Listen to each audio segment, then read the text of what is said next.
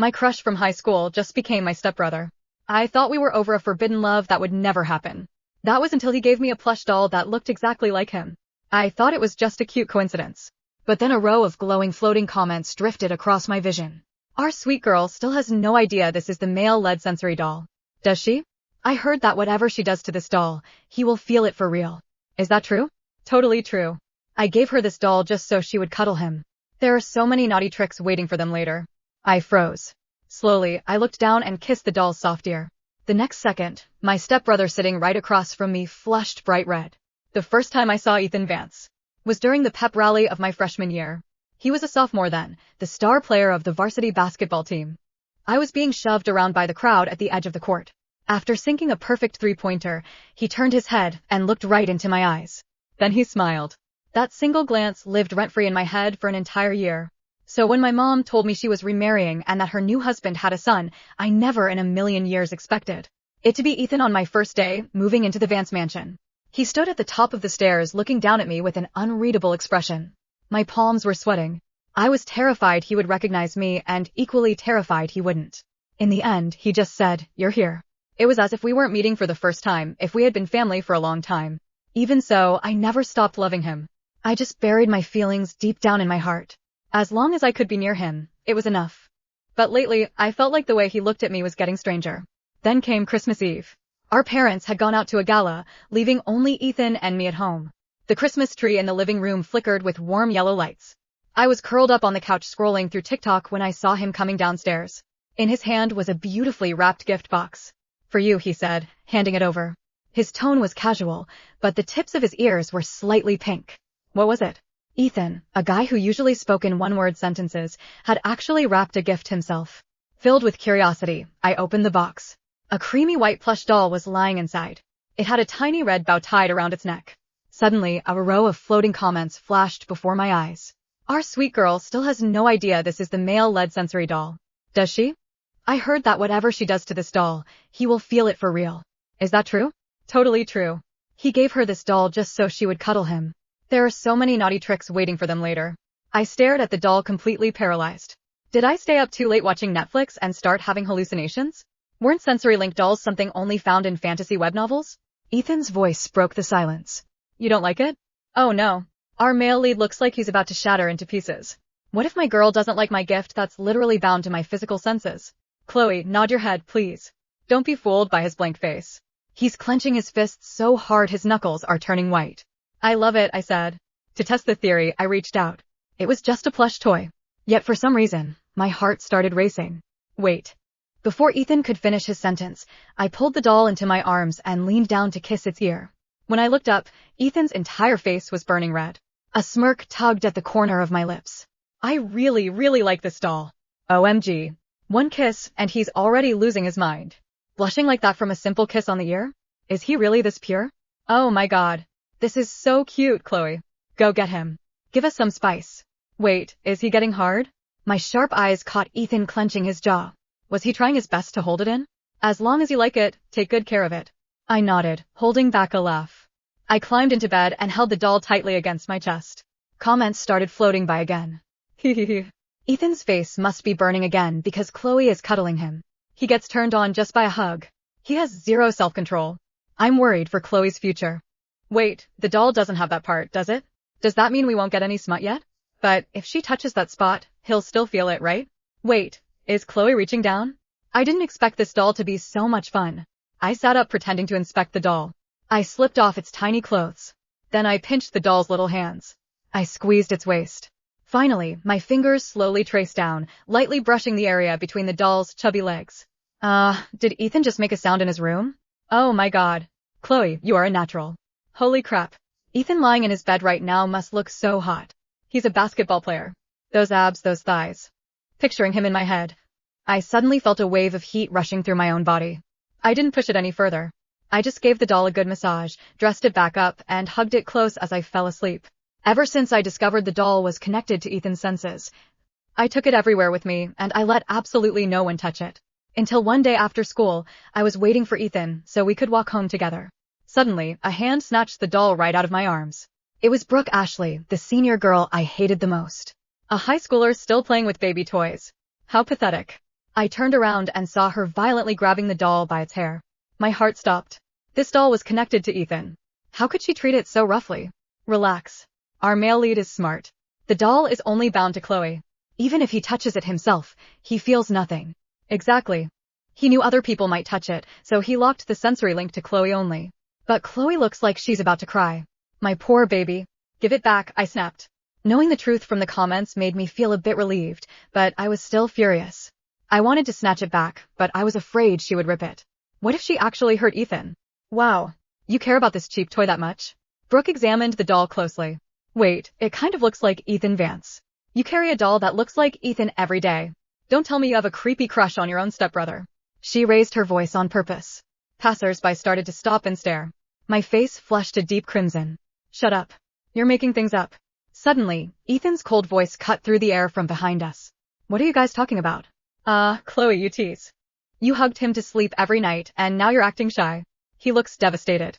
His hands are literally shaking. He is extremely possessive. Chloe, watch out. You're going to get wrecked in bed later.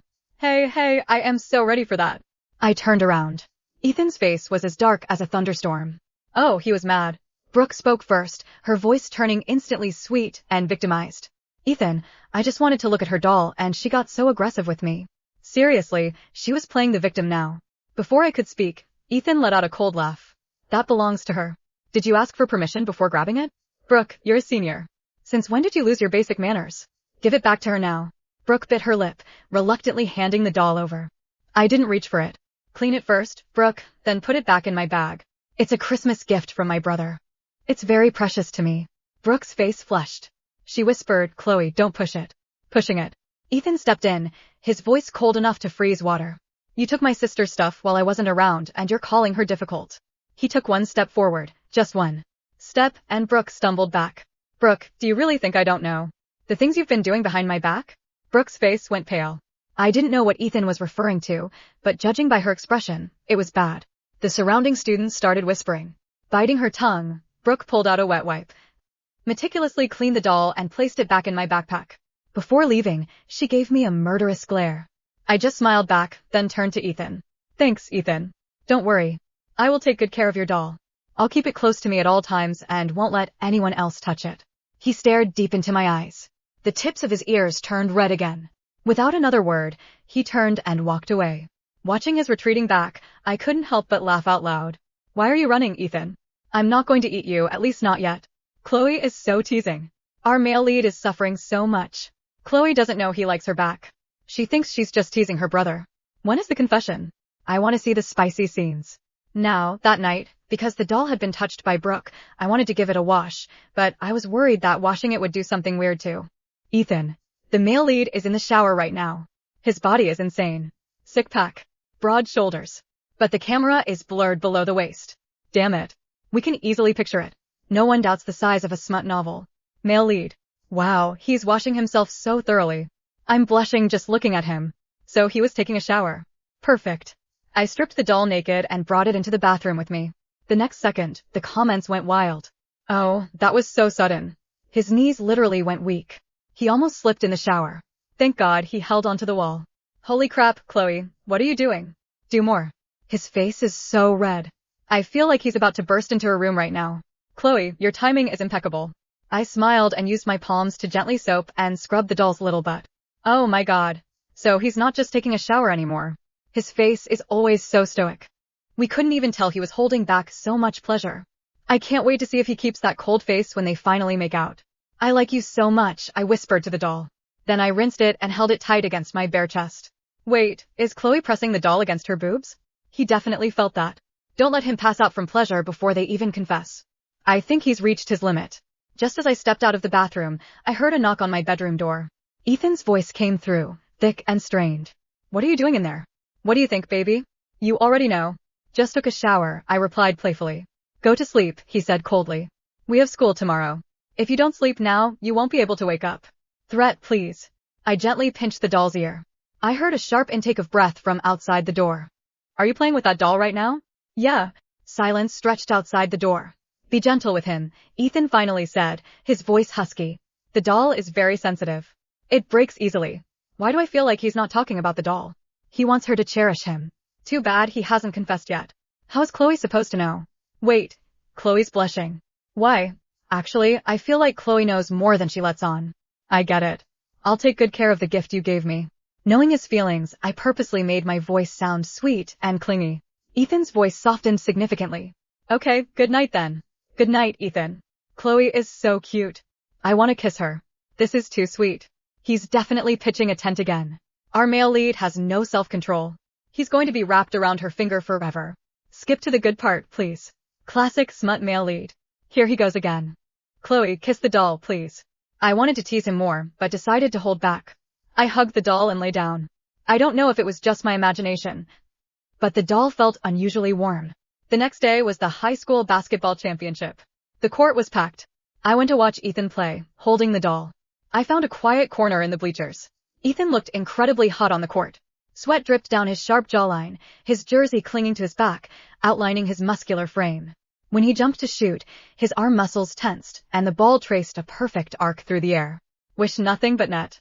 The crowd erupted. The buzzer sounded. Game over. Ethan's team won. He bent over, hands on his knees, catching his breath. He was drenched in sweat, radiating pure heat. Just then, a figure pushed past me. Brooke was running toward him with a cold bottle of water. Ethan, drink some water. She ran so fast that right before she reached him, she tripped over nothing and fell straight toward his chest. Ugh, this cliché bitch again. That fake fall was so obvious. Oh my god. Did he catch her? Please tell me he didn't. Chloe, what are you doing? Go mark your territory. My heart jumped into my throat. But Ethan took a swift step aside, completely dodging her. Brooke hit empty air, stumbling a few steps before catching her balance. Her face was a mix of embarrassment and anger. Ethan, I almost fell, and you didn't even catch me. Ethan stood up straight and looked at her coldly. You seem to be standing just fine. Brooke bit her lip and offered the water again. Just take the water. You must be thirsty. No, thanks. I brought my own. He walked over to the bench, picked up his own hydro flask, and took a swig. Brooke stood there frozen, her hand holding the bottle midair. A few students nearby started snickering. Ha, I'm dead. Good job, Ethan. Her face turned literally green. Chloe, your turn. Go. I took a deep breath, held the doll, and walked over to him. Ethan. He turned, blinking in surprise. Chloe, what are you doing here? I lifted the doll and tapped his arm with it. Brought you some water. He looked down, a small smile finally breaking on his face. Water? Where is it? I pulled a bottle of room temperature water from my bag. Here. Without a second thought, he snatched it, opened it, and drank half of it. Brooke's expression grew even uglier. Ethan, didn't you say you brought your own water? Ethan capped the bottle and said indifferently, my sister brought this. It's different. That afternoon, Ethan insisted on carrying my backpack. I can carry it myself, I protested. I know. Then why? So you don't have to. He answered so naturally that I couldn't even argue. The floating comments immediately flooded my vision. He doesn't want her carrying the doll. Correction, he doesn't want anyone else getting within 5 feet of the doll. Possessive puppy mode activated. I hid my smile behind my hand. Fine.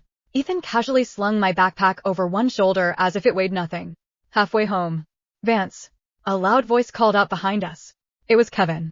He sprinted over with the rest of Ethan's teammates. Dude, we're getting burgers. You coming? Ethan shook his head. No. What? Since when? I have plans. Kevin looked around. With your sister? Yes. I blinked. Our plans are literally walking home. They're still plans. The comments exploded. He said it with a straight face. Kevin has been defeated by walking home. Bro canceled the boys to escort his crush 3 blocks. Kevin looked utterly betrayed. You're choosing homework over burgers? Yes. Basketball over burgers? No. Your sister over burgers?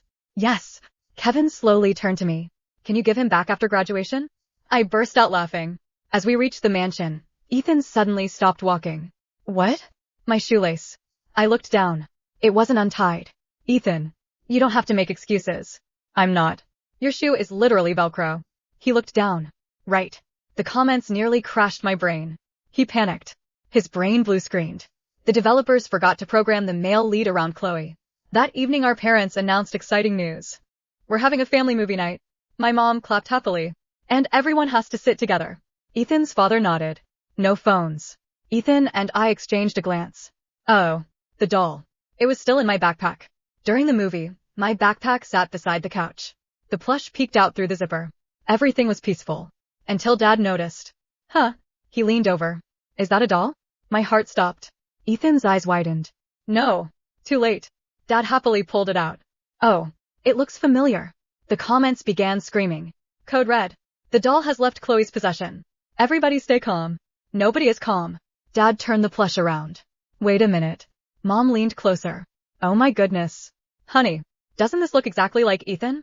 Silence. Ethan stared at the ceiling like he wanted it to collapse on him. I bit my lip to keep from laughing. Dad looked between Ethan and the doll, and back to Ethan. Ha ha, they really nailed your eyebrows. He started laughing so hard he nearly dropped it. Ethan, moving with the speed of a championship point guard, reached over and gently took the plush back. I'll hold it. Dad blinked. You like stuffed animals now? No. You sure? It's collectible. You've never collected anything in your life. I started yesterday. The comments lost their minds. Collectible. He just invented a new hobby on the spot.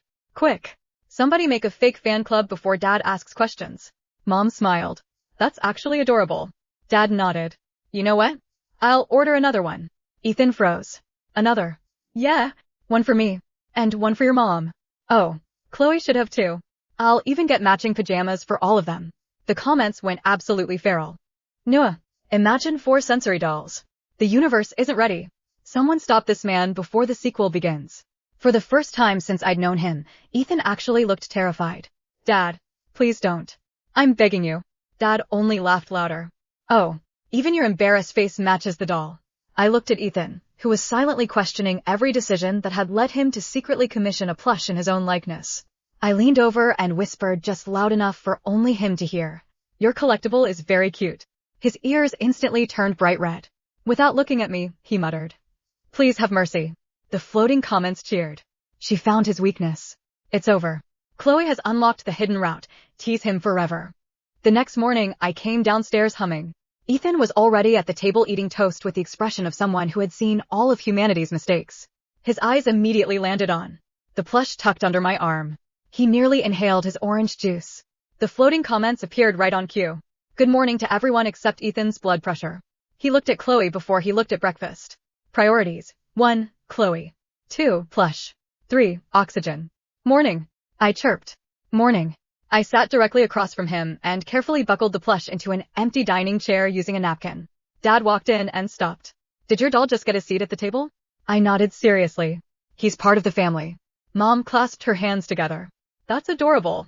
Ethan quietly covered his face with one hand. The comments were dying. He wants to disappear. Imagine watching your crush treat your mini clone like a dinner guest. He's experiencing secondhand embarrassment from himself. Dad poured orange juice into a tiny espresso cup and placed it in front of the plush. There you go, little guy. Dad, Ethan sighed. What? He doesn't drink juice. The room went silent. Everyone slowly turned toward Ethan. Dad blinked. You know what the doll drinks? Ethan froze. You've researched this? It came with instructions? Yes. What did the instructions say? No citrus. The comments exploded. He's lying so badly. No citrus? Sir, you're the manufacturer. I bit my lips so hard it almost hurt. Dad nodded thoughtfully. Huh, that makes sense. Mom nodded too. Very sensible. Ethan blinked. You believed me? Dad shrugged. I've bought weirder things online. School was even worse. Or better, depending on who you asked. The student council had organized a charity fair. Every club had a booth. Kevin waved us over. Chloe, we need volunteers. For what? He grinned. The dunk tank. I looked toward the football field. Teachers and students were taking turns sitting above a giant tank of water while everyone threw baseballs at the target. I gasped. I want to try. Kevin handed me 3 baseballs. Knock yourself out. Just then, Brooke walked onto the stage. She smiled brightly into the microphone. I'll volunteer. The crowd cheered. She climbed into the seat above the water. Kevin leaned toward me. Think you can hit it? I looked at the target. Then at Brooke. Then back at the target. Absolutely not. The comments floated by. Chloe has the athletic ability of a sleepy potato. She couldn't hit a barn from inside the barn. I threw the first ball. It bounced backward. Kevin caught it. Impressive. The second missed by 10 feet. The third somehow hit the popcorn stand. Free refill, someone shouted. The comments cackled. World record. Negative accuracy achieved. Just then, Ethan walked over, still wearing his practice jersey. What happened? Kevin pointed at me. She's trying to dunk Brooke. I am trying my best. Ethan looked at the remaining baseball in Kevin's bucket. May I? Kevin tossed him one. Ethan didn't even look at the target. He casually flicked the ball. Thunk. Bullseye. Splash. Brooke dropped into the freezing water with a scream. The entire field erupted into cheers. I stared at Ethan.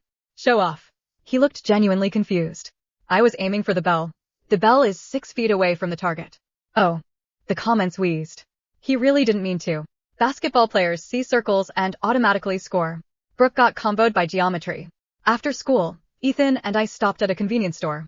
I'll grab drinks, he said. I'll get snacks. 5 minutes later. I couldn't find him. Ethan? No answer. I wandered into the plush toy aisle. Bad idea. There was an entire shelf of tiny accessories. Mini sunglasses. Tiny hoodies. Little sneakers. Little shark costumes. Little dinosaur pajamas. My eyes sparkled. The comments gasped. No. Chloe, don't. He can't handle Fashion Week. 10 minutes later. I proudly carried a shopping basket overflowing with doll clothes. Ethan found me. He looked into the basket. Then at me. Then back at the basket. Why? So he won't wear the same outfit every day. He deserves variety. And look. I held up a tiny shark hoodie. Doesn't this scream, Ethan? He stared at the hoodie for a full 5 seconds. No. It absolutely does. It doesn't. It has tiny teeth. Exactly. I bought everything. That night, after finishing homework, I held up the plush. Fashion show. The comments screamed with excitement. Yes! Finally something wholesome. One by one, I dressed the plush in every outfit. The tiny detective coat. The dinosaur pajamas. The shark hoodie. The little basketball uniform. Finally, a ridiculous frog onesie with huge googly eyes. I laughed so hard I nearly fell off the bed. So cute. At that exact moment. Knock. Knock. Ethan's voice came from outside. Chloe? I quickly hid the plush behind my back. Why yes. I forgot to give you your math notes. Oh. I opened the door just enough to peek through. He handed me the notebook. Thanks. You're welcome. Neither of us moved. Finally, he frowned. Why are you standing like that? I'm not hiding anything. You're definitely hiding something. Nope. Just then, the plush's little frog had slowly popped up over my shoulder. It looked Ethan directly in the eyes. Silence. Absolute silence. Then Ethan sighed the deepest sigh in human history. You bought him clothes. I smiled sheepishly. Maybe? He rubbed his forehead. Is that a frog? I couldn't hold it anymore. I burst into laughter. Look. He has little webbed feet. Ethan looked at the tiny frog version of himself. Then, to my complete surprise, the corner of his mouth lifted. Just a little. It is kind of funny. The floating comments erupted. She did it. Mission accomplished. Cold male lead has smiled. New achievement unlocked, made Mr. Stoic laugh. And somehow, seeing Ethan laugh for the first time felt even better than winning any game. The next morning, I woke up to 3 new floating comments. Emergency meeting. Today's episode contains maximum secondhand embarrassment. We repeat, maximum embarrassment. I sat up. That doesn't sound promising. The plush, still wearing his ridiculous frog onesie, sat against my pillow with the same permanently adorable smile. I poked its nose. Whatever happens today, you're coming with me. Homeroom had barely started when the classroom door slid open. The principal walked in with Ethan. Every girl immediately sat up straighter. Even the teacher smiled. Ethan, thank you for volunteering. Volunteering? The comments appeared. He didn't volunteer. He was voluntold. Basketball captain duties strike again. The principal cleared his throat. As everyone knows, next month's school festival will include a charity raffle. He gestured toward Ethan. We've asked our basketball captain to help draw partners for each class booth. My teacher clapped. Wonderful. Chloe, come help. Me? Yes. I shuffled to the front of the room. The principal handed Ethan a glass bowl filled with folded slips of paper. You draw. Ethan reached in. His face remained perfectly calm. He unfolded one slip. Chloe. The classroom erupted. No way. What are the odds? So lucky. The comments screamed. The odds are 1 in 36. Actually. He accidentally looked into the bowl first. He cheated. I stared. You cheated. I didn't. You hesitated. I was reading. The paper was folded. The comments laughed so hard they started overlapping. Male lead intelligence, 200. Male lead lying skill, -5. Kevin, who had wandered into the classroom for absolutely no reason, pointed dramatically. I object. Everyone turned. You object to what? The teacher asked. Kevin folded his arms. I don't know. I just feel like something fishy happened. Ethan looked him dead in the eye. Go back to class. Kevin pointed between us. I'm watching you. He left. 5 seconds later, he poked his head back through the doorway. Can I still come to the festival? Yes. Sweet. Then he disappeared again. After school, Ethan and I met in the art room to decorate our booth. Paint, poster board, glue, glitter. Way too much glitter. I was writing lucky draw across the banner when, pfft, something cold touched my cheek. I looked over. Ethan had accidentally flicked white paint onto me. He froze. Sorry. I touched my cheek. A tiny white dot. I smiled. You attacked me. It was an accident. You declared war. I didn't. You absolutely did. Before he could react, I dipped my finger into blue paint. Boop. A blue dot appeared on the end of his nose. Silence. The comments exploded. Direct hit. The male lead has been marked. Look at his face. Ethan blinked. Very slowly. He picked up a paintbrush. Truce. No. He sighed. I tried. The next second. Boop. A tiny green dot landed on my forehead. I gasped dramatically. You betrayed the truce that never existed. I know. For the first time. He was teasing me back. I grabbed another paintbrush. Oh, you're smiling. I'm not. You smiled. I breathed. You breathed happily. Soon the art room became complete chaos. Tiny dots of paint covered our hands, our sleeves. Even the poor plush somehow ended up with a tiny yellow star painted on one ear. I picked it up. Oh no, he got caught in the crossfire. Ethan gently took the plush from me. I'll clean it. His movements were surprisingly careful. He dampened a paper towel and patiently wiped the tiny painted ear clean. He looked so focused that I couldn't help staring. The comments softened. Look how gently he's holding it. He's really just taking care of something Chloe loves. He's been soft since the beginning. I smiled without realizing it. You know. What? You'd make a good dad someday. The second the words left my mouth, Ethan froze. Completely. The paper towel slipped from his fingers. His ears turned scarlet. Then, without another word, he stood up. I need more paper towels. He walked directly into the supply closet door. Thunk. The entire room went silent. Ethan. The door. I know. He pushed it. It still didn't open. It's a pulled door, I said, trying not to laugh. He pulled it open and disappeared inside. The floating comments absolutely lost it. He critically failed. System error. He heard, good dad, and his CPU shut down. Someone reboot the male lead. I was laughing so hard I had to sit down. A minute later, Ethan returned with exactly one paper towel. His expression had reset to its usual calm. Here. Thank you. You're welcome. He looked at me, then quietly added. For the record. If. He cleared his throat. If that day ever came. He stopped himself. Never mind. I tilted my head. If what day came? Nothing. He picked up the paintbrush again as if nothing had happened. The comments floated by one last time. He was this close to saying, I'd only want that future with you. Better luck next episode, Captain Smooth. I glanced at Ethan, who was pretending to be deeply interested in a bottle of glue. Maybe he hadn't finished his sentence. But somehow I already knew how it ended. The school festival arrived faster than anyone expected. Our raffle booth became the busiest one on campus. Mostly because Ethan was standing there. Girls lined up around the courtyard. I'll buy 10 tickets. I'll buy 20. I don't even want the prizes. The comments floated by. They're here for Ethan. The raffle is just a bonus. Our male lead has accidentally become a tourist attraction. I folded my arms. Ethan noticed immediately. What's wrong? Nothing. You're pouting. I'm not. You are. I'm smiling. That's an angry smile.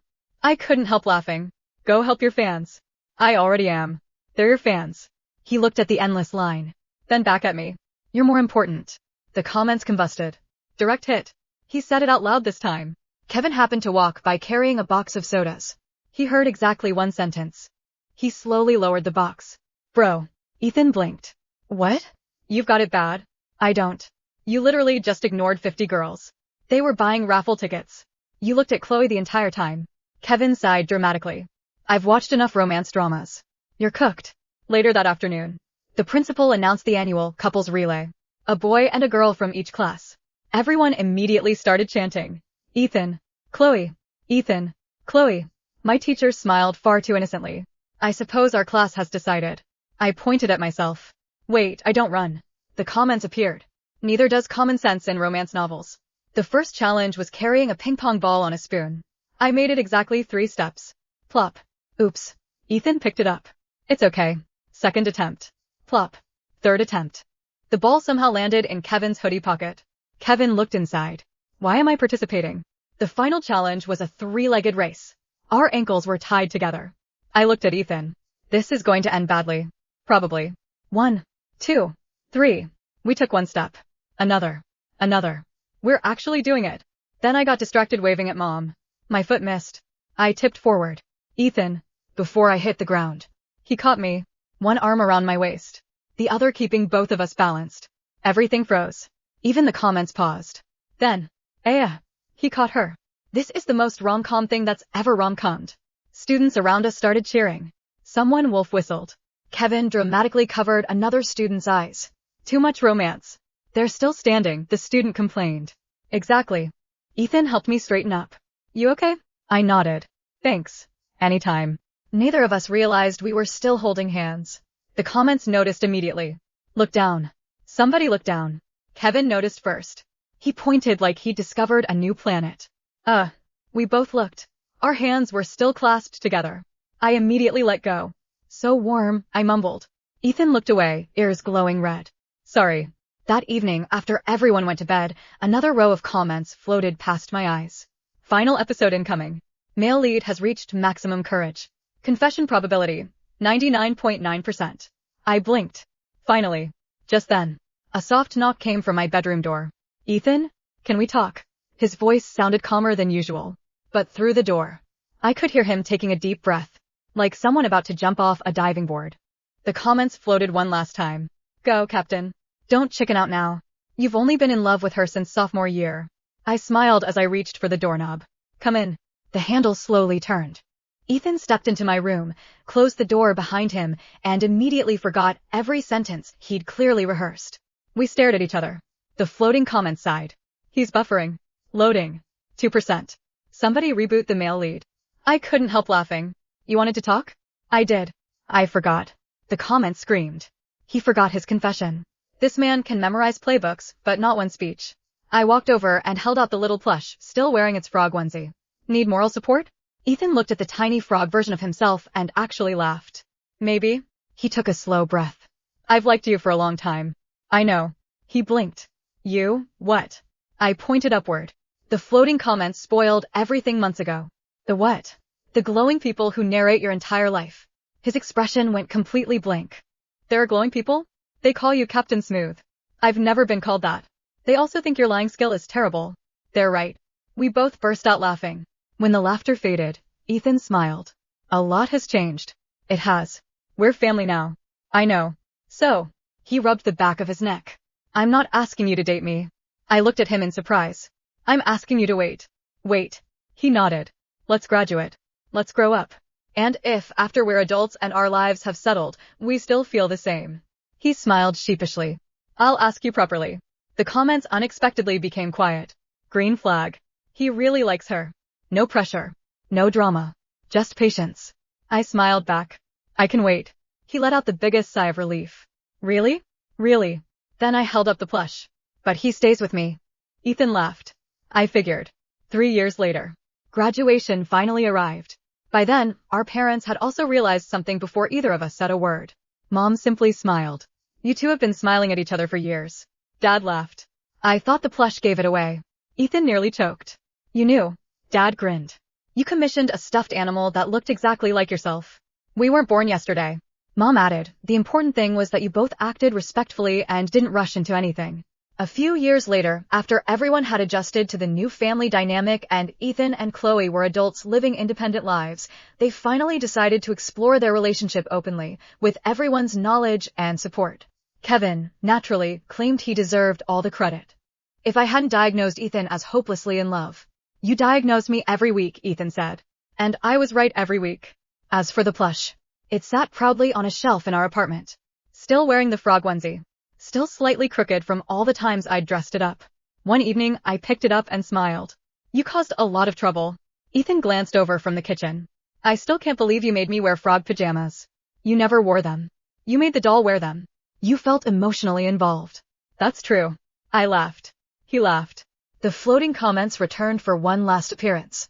Mission complete. Cold basketball captain, defeated by one cheerful girl and one ridiculous frog onesie. The plush retired with honors. 10 out of 10 romantic comedy. Would watch again. The comments shimmered away like fireflies. This time, they never came back. And somehow, we didn't need them anymore. We already knew exactly how our story ended.